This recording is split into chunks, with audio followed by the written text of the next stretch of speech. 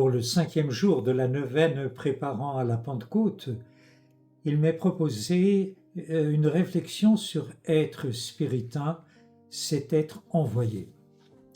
Avant d'être envoyé, faut-il être préparé à l'envoi? Et ce fut un long chemin.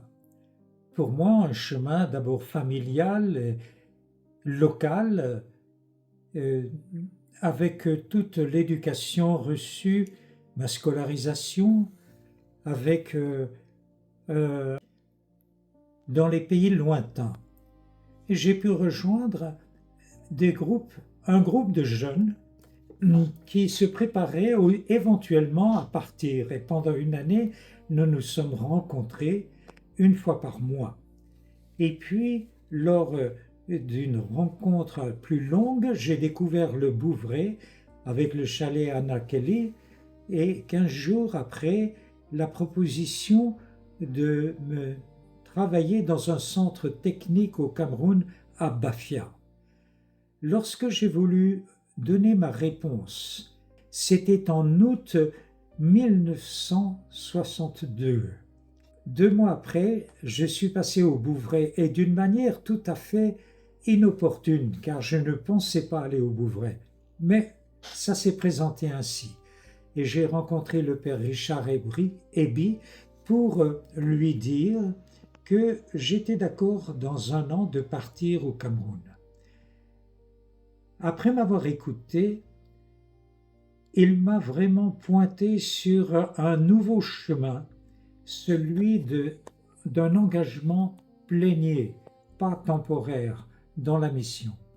C'est ainsi que j'ai repris les études, je suis parti dans un séminaire de vocation tardive, et puis des études poursuivies en France, en Allemagne, retour en France pour être envoyé pour la première fois à Brazzaville. Et là, c'était vraiment impensable pour moi de programmer ce service qui me serait demandé en tant que spiritain d'enseigner la théologie au grand séminaire de Brazza. J'y ai découvert des frères et des sœurs et j'y suis parti aussi avec un savoir de plusieurs années d'études, pensant que j'allais régler beaucoup de questions et de problèmes.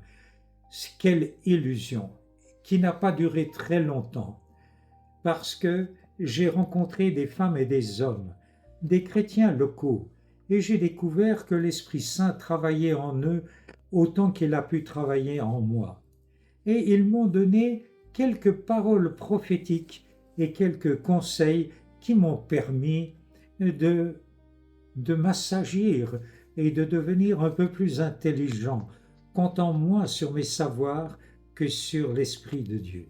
C'est ainsi que mon premier envoi a été enrichi par l'accueil de l'archevêque de Brazzaville, le cardinal défunt assassiné, le cardinal Émile Biayenda.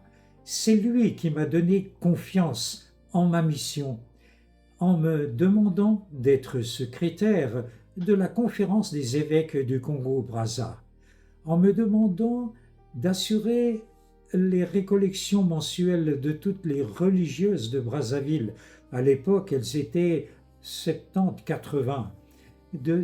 Aussi d'accompagner les responsables des groupes de prière charismatiques qui se sont appelés Évangile, prière et vie et qui existent toujours. Et puis des services moins importants, mais en particulier ce qu'a m'a demandé mon confrère André Ducry, rédacteur de la Semaine africaine pour des éditoriaux dominiques. Être envoyé, c'est entrer dans une société, dans une église locale qui nous accueille et qui est importante pour réaliser notre envoi. C'est dans cette église locale que se précise la mission qui nous est confiée. Et c'est grâce à cette église locale que je suis devenu moi-même aussi spiritain, avec tout ce chemin inconnu, cette aventure de suivre Jésus-Christ dans ses pas guidé par l'Esprit Saint, et qui sans cesse nous dit « J'ai besoin de toi et je t'envoie